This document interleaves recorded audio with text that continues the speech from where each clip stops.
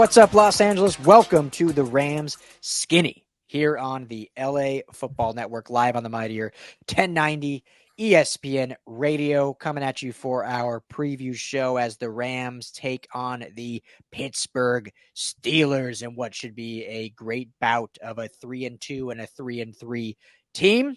Joined as always, my man, Ryan Skinny T. Anderson, to break down this game with me. Man, what's going on? How we doing? Doing great, man. It's heating up in LA, but it feels like football season. It feels like fall for some reason. The sun's going down earlier, so you get the best of both worlds down here, I guess.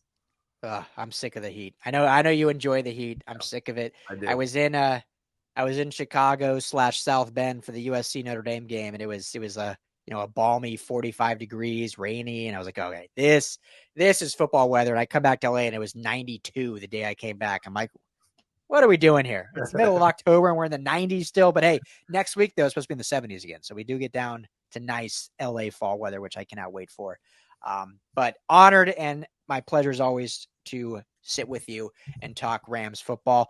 Quickly, want to tell the great people of LA and everywhere, just the great Rams fans, the great Ramley, of our newest partner, Underdog Fantasy. I'm sure you guys have heard it. They got ads everywhere, but they are great. Super pumped about this partnership. Go ahead and go to underdogfantasy.com or to the App Store or Google Play and download the Underdog Fantasy app. Use our promo code RAMSLAFB. When you make your first deposit, they're going to match that deposit up to $100. We got to use that promo code RAMSLAFB. If you've never gone to Underdog, obviously they got all fantasy games. You can do DFS, you can do best ball. The funnest that's not even a word. Here we are. The most fun, though, that I have on there is their pick'em games, where you choose between 2 and 6 players of any sport. You can combine a football, an NFL player. Say you want Matthew Stafford. Say you want an MLB player in the playoffs. Say you want an NHL player, NBA. Their projection that Underdog has made, that's what you're going up against when you place money down, and you can win, a lot of money off of that. So underdogfantasy.com, Underdog Fantasy in the App Store or Google Play, promo code RAMSLAFB, all one word, going to match your deposit up to $100. Tell them the guys at the LA Football Network sent you.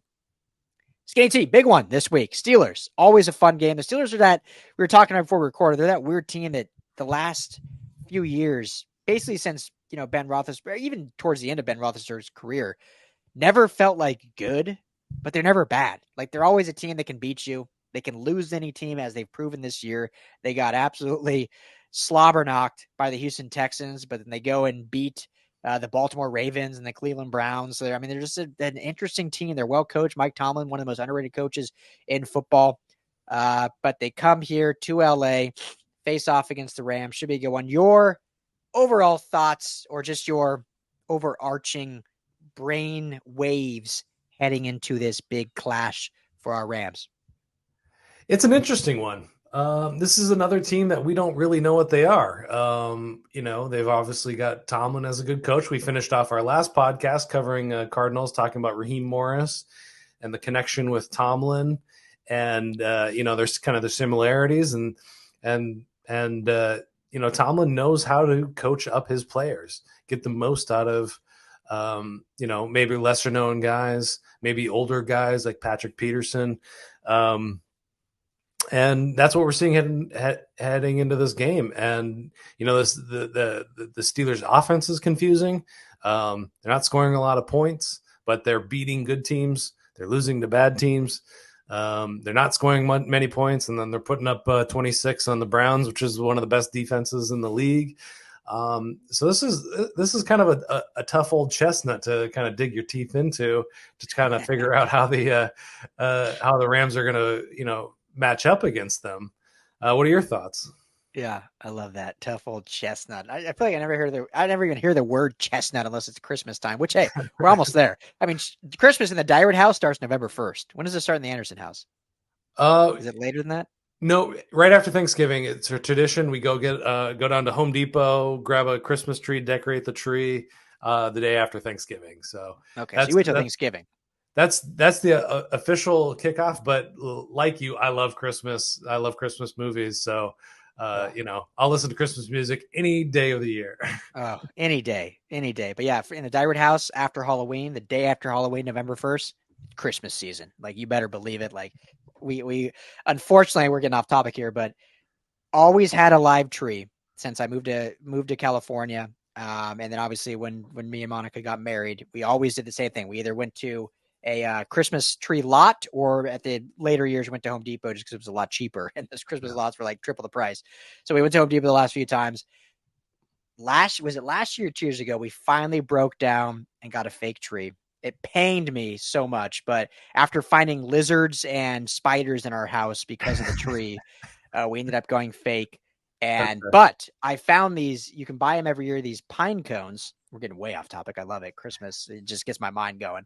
These pine cones that are like that Christmas tree smell. So you just place these pine cones in the fake tree. So you still get that real Christmas tree smell. You get the nice no mess from the fake tree. And then so you set up. So anyway, I say it because we set up our tree November 1st. So it's go time. So we're getting up. I mean, we're like 10 days away, baby. We're really close to Christmas season. But yeah, man. Anyway, a tough chestnut to crack is this Steelers team. Got to mention also they're coming off a bye week, so extra time to prepare for this Rams team. And we'll go through some key matchups, Skinny. We'll look at some key players that we got to look out for. But let's start with this Steelers offense, because if there's any coordinator in football that is probably more, how do I phrase this?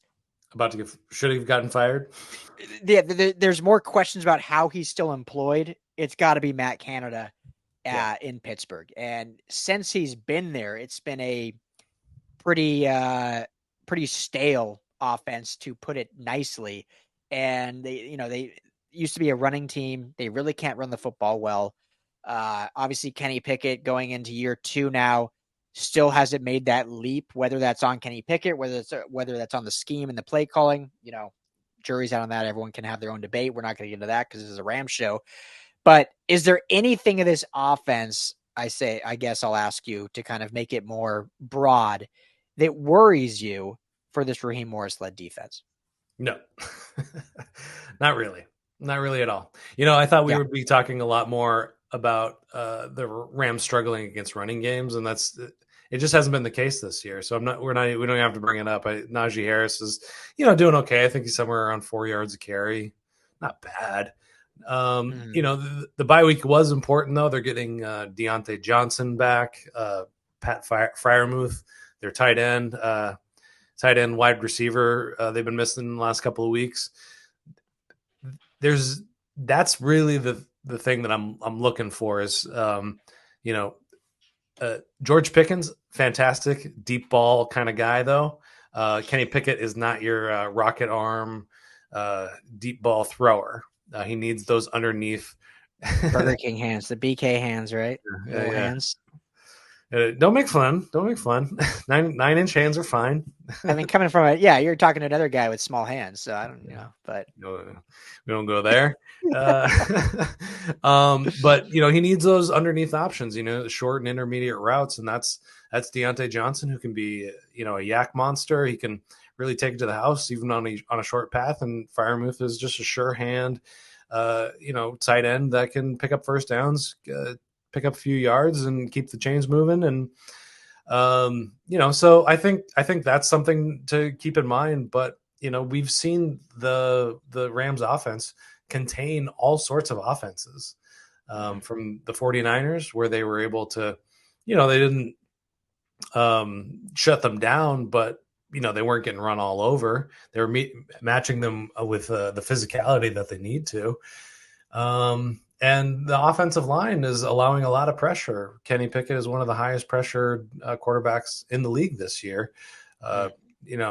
Only 16 sacks, so he's kind of in the middle of the pack in terms of quarterbacks for that. But there's nothing about this offense that I'm going like, that's the guy that I'm worried about, that, because this quarterback has got to get the ball to him. I mean, George Pickens would be a fantastic receiver on the Rams, because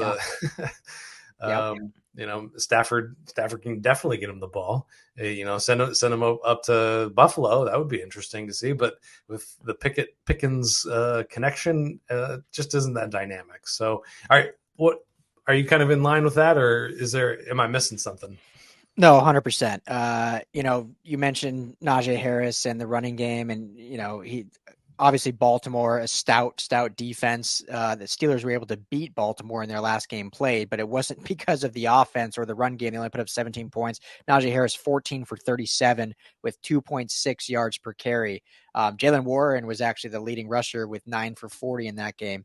So yeah, it's not one of those things that I'm necessarily worried about the run game, which you typically a Pittsburgh team, that is like their bread and butter is you run the football and it opens things up for the play action. And that's what they do. You run, you smash mouth, play action. When you think of Ben Roethlisberger, you think of play action. You think of being able to escape the pocket and extend plays with his legs.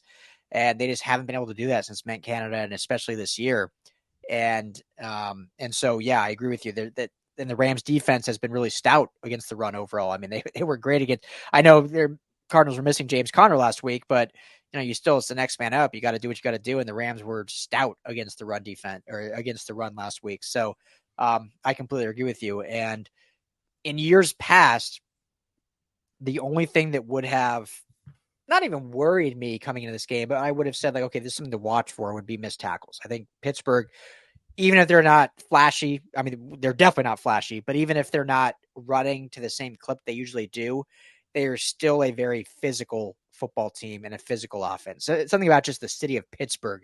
You're always going to have a physical football team. And so in years past, we've seen this Rams team struggle with missed tackles. Well, I think they've cleared this up a lot this season. Last week, only 8 missed tackles total against the Cardinals. And so I think they've done a lot better in that regard. And so I don't think we should see those, as you mentioned, those underneath routes, those short passing plays that there's the potential for going longer when you break tackles. And so I think as long as the Rams continue with their gang tackling, their point of attack, all the guys knows the football, I think they'll be okay, because outside of George Pickens, like you said, there's really not a huge threat. Deontay Johnson, getting him back is huge. Definitely a talented guy. But as you alluded to, like what we've seen from Kenny Pickett, there's really nothing that I'm like worried about. Like it sounds, I don't want to sound disrespectful, because this Rams team is still a 500 football team, and the Steelers are a 3-2 football team that have one of the greatest coaches we've seen in the NFL in Mike Tomlin. But this offense is just not something that I'm worried about. And you look at what the Cardinals were able to do, which wasn't much, to the tune of 9 points. And you look at the Steelers offense that really hasn't done much through the course of, the 5 games they've played. I think their highest point total is 23, I believe.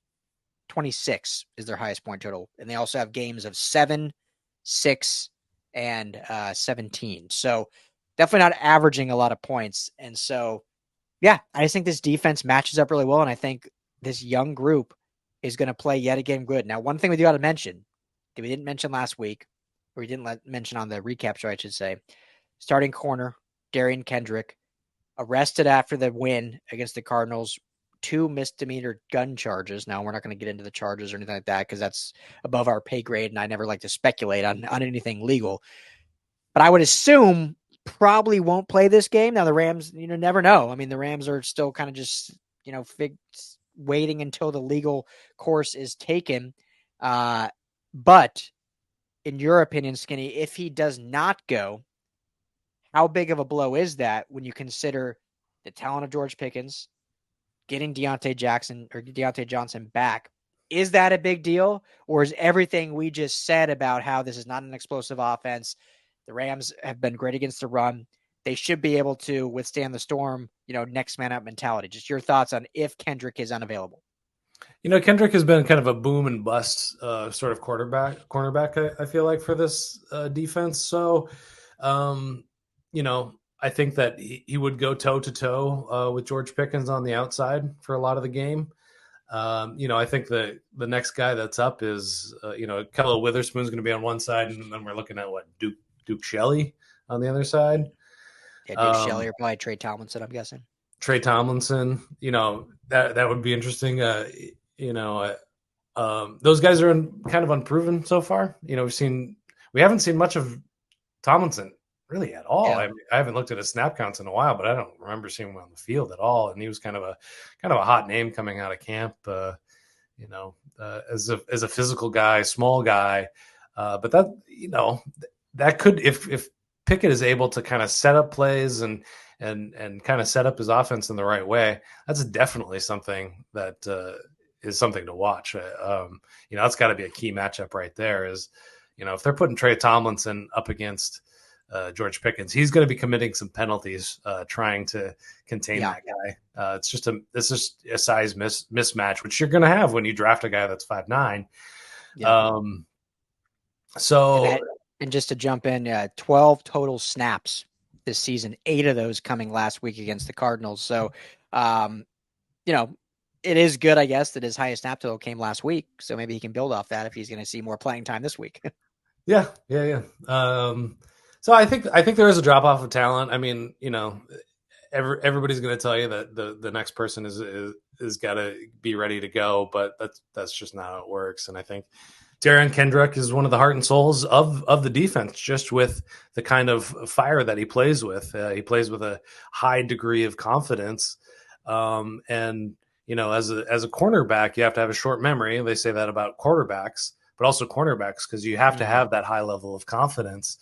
And that's just something that he brings. And although he has been inconsistent, he's also made plays, and he's been good at times. And we'll see what Duke Shelley or a combination of him and Trey Tomlinson. We'll see what they bring. But there's a reason that he's been out there and he's been a starter this whole time. They just recognize that he's a degree of talent better than those guys. We'll see just how good those guys that are backing up are, especially if they're going up straight up against with George Pickens, who's just sort of a mismatch, just kind of an athletic freak. So yeah, it's a good key matchup to watch. Yeah, 100%. And something we'll definitely keep everyone posted on as we get closer to closer to the game, to see if he is a go or if it will be, someone else stepping in his stead while that legal situation gets taken care of. So let's look at the offense quick, Stinny. We're getting up against the clock here soon, but this is definitely the strength of this Steelers team, is the defense. And obviously you look at TJ Watt and his greatness in the pass rush, but just their defensive line as a whole, Casey Hayward, among others. They got good linebacking core. They're good in coverage, good in secondary. They've had some lapses. I mean, obviously they got blown out by San Francisco. They got blown out by Houston. So it's not like a defense that can't be beat. Just kind of your overall thoughts on this defense and how the Rams can attack them. Well, it'll be interesting to see what happens in the running game. The entire running back room is completely rebuilt now. We mentioned in the previous show, Myles Gaskin is going to be there. Rookie Zach Evans is going to be getting snaps, definitely. They call up Royce Freeman. Darrell Henderson's back with the organization. So it'll be interesting to see how they roll that out. And, the fireworks that we saw last week, that saved the game last against Arizona. And that's kind of off the table at this point, in my mind, going up against this very, very physical front seven, TJ Watt, Alex Highsmith, just a really tough group to get through on the ground. So this is going to have to be a game that's, Puka Nacua, Cooper Kupp kind of game. I think Puka Nacua is actually going to be the receiver that should be targeted the most, kind of attacking some of those short intermediate routes, and just kind of chunking down the field that way, setting things up for Tutu Atwell and Cooper Kupp once they're kind of establishing themselves in that way. Because I think the secondary, the Pittsburgh secondary has been a good backstop, but they haven't done anything phenomenal. They're actually allowing one of the deepest or I guess longest average depth of target. So that means that receivers are getting open further down the field, and they're allowing that to happen. They're not allowing a lot of yards after the catch. They're going to play physical in that secondary as well as they do up front. But but it is a soft spot for them. So I think it's a Puka Nacua kind of game against this offense, or against the defense. Yeah, it's a great point. I'll still stick to my guns that the Rams need to run this ball 25 plus times. But the game plan is going to be a little different in this one, where you can't just run the ball and be physical and expect that's going to be enough, like I've kind of said, which I think it does work a lot of the time. But the fact they have a pretty much brand new backfield who's going to be running this ball, I actually love the Myles Gaskin signing. I think Myles Gaskin, phenomenal at his career in Washington, and did some good stuff down in Miami. Obviously, he was on the Minnesota Vikings practice squad where they signed him from. But I think he fits a little better. I know Darrell Henderson's the name everyone knows, but to me, not to get down a rabbit hole, but to me, Darrell Henderson's more of a zone runner, and now this offense runs more of this gap scheme. And so you want physical guys like Zach Evans, who they drafted. Myles Gaskin, I'm not saying he's a huge, blundering back, but he does have some physicality to him that he can run with. And then Royce Freeman obviously is another big body coming from, played at Oregon and played at Denver and elsewhere. So I still think you need to run the ball 25 times. But what that does is I don't necessarily think that running game is going to be, you're not going to see the 7.9 yards per clip like we saw Kyren Williams get last week. It's going to be a lot less than that. But all that does is keep the defense honest, because I 100% agree with you. Having a passing game and a passing principle and scheme that gets Puka Nacua really involved over the middle, and then also opens things up potentially for Cooper Kupp. But these are going to have to be quick stuff, because TJ Watt and this rushing attack is going to get after you. And so if you start getting away from the run and getting pass happy, all you're doing is a recipe for disaster. Let that pass rush just sink their teeth in on Matthew Stafford. So you got to stick to the run still to keep the defense honest, and then short, quick, intermediate passes to keep Stafford upright and keep him from getting hit is, I think, the recipe. And I think they'll be okay, because like you said, the secondary has been good, but not great. I think they can move the ball fine. It's just you need to not get outside of yourself and overthink it in a way that you just want to, all these dynamic, exhilarating plays and open things up. Like, just keep it simple, run the ball 25 times, do some intermediate stuff with Puka and Coop, and I think you'll be good to go. Yeah, and I think an interesting challenge for the running backs, just because everybody's brand new, it seems like now. Royce Freeman and Zach Evans have some experience, and Henderson has experience with a former version of this Rams team. But with the amount of motions and things that happen in the backfield, these running backs have to have their I's dotted and their T's crossed coming into this game, because we saw with the false start last week with even Kyren Williams, who's been the lead back for a couple of weeks now. There's a lot to remember, and there's a lot of steps going on back there. So I'm curious to see if the motions, the high rate of motions that McVay has been running continues on into this game, or if he kind of tries to dumb it down a little bit in the backfield for some of these guys, so that they can just hand it off and run some of those plays.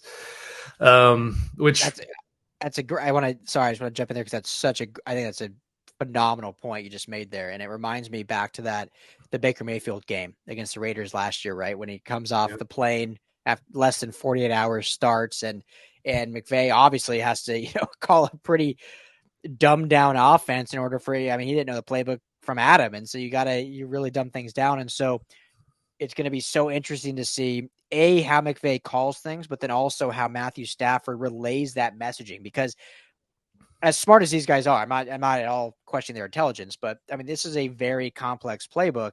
And so you can't expect all these new backs, and even a Zach Evans and a Royce Freeman have been here, but they've never really been in that starting role to know all these checks and check with me and different hot routes and all these different play calls. And so how much is McVay going to call the play to Stafford, and then Stafford's going to have to be like, hey, you line up here and block over here. You line up here, check with me. I'm checking down to here. You line up over here, and just look for the backer.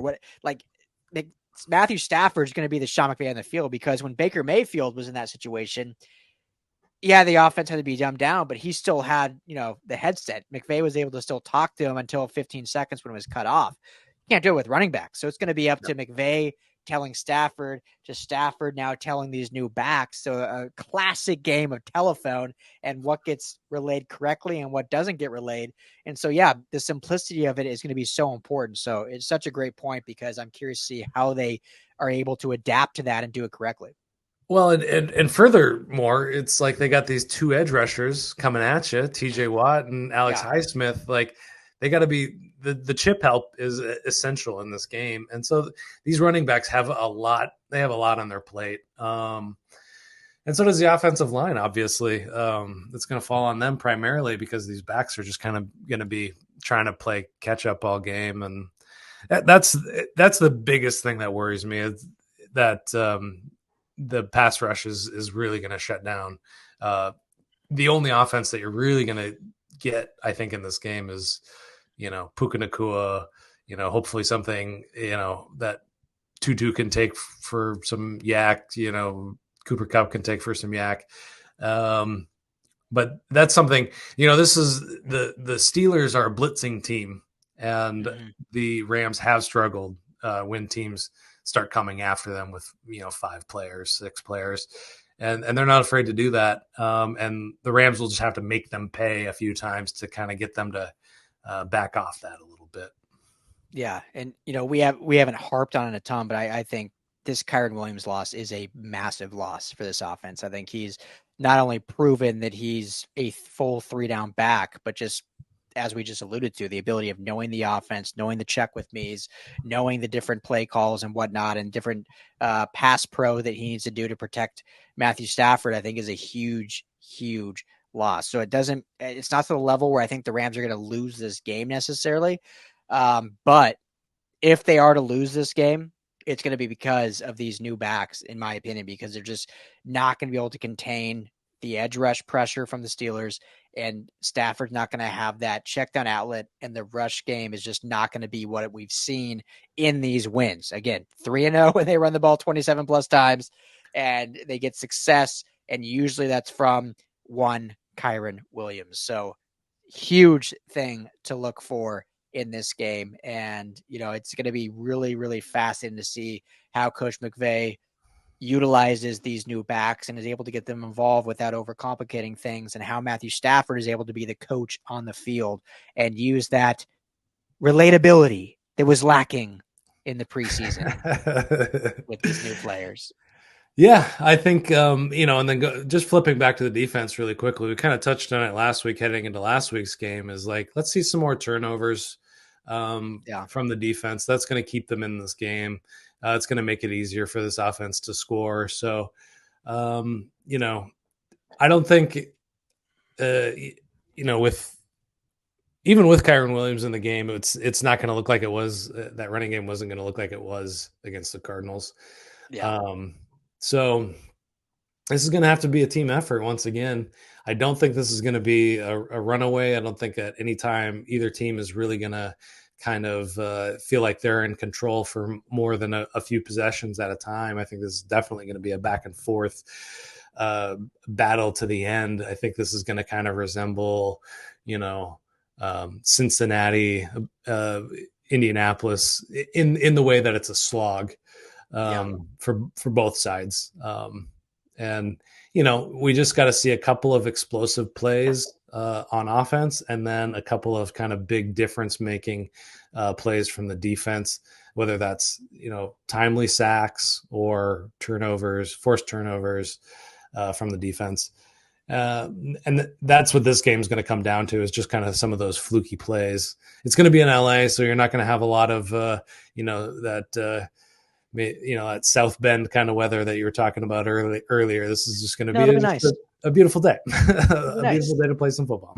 Nice, beautiful day with a nice breeze coming off the LAX tarmac, and the ocean breeze. So with that, score predictions.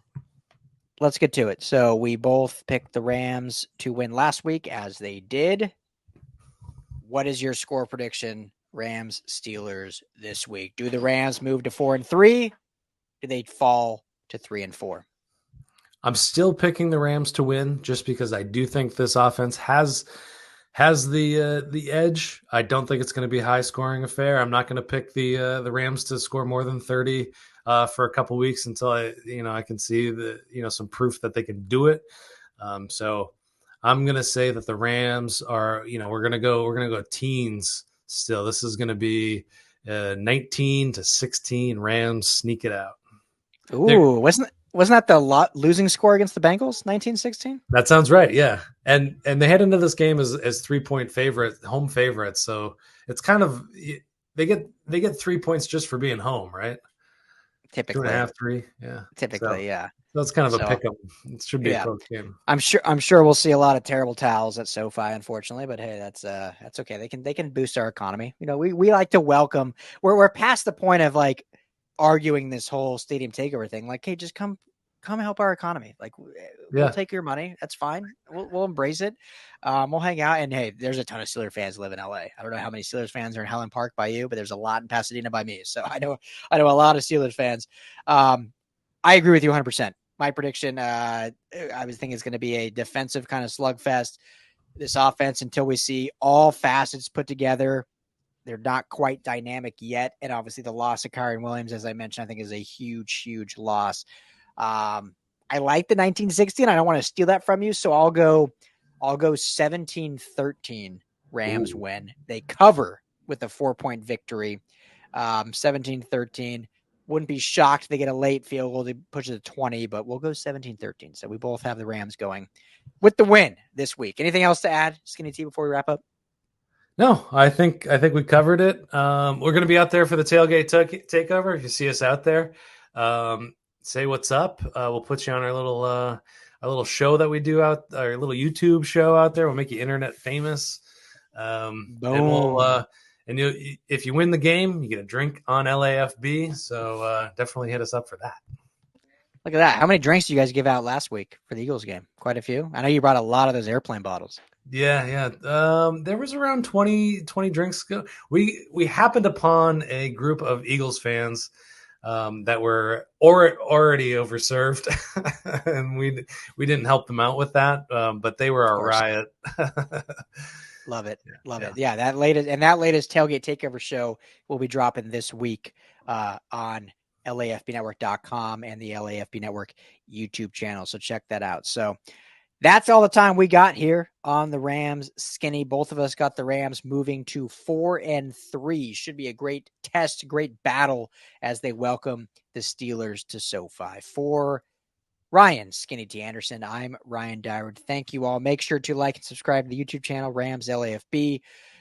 Follow us on all of our socials at LAFB Network, and obviously go to LAFBnetwork.com for all of our Rams coverage. Everyone, be well, be safe, be blessed. Enjoy the weekend. Go Rams.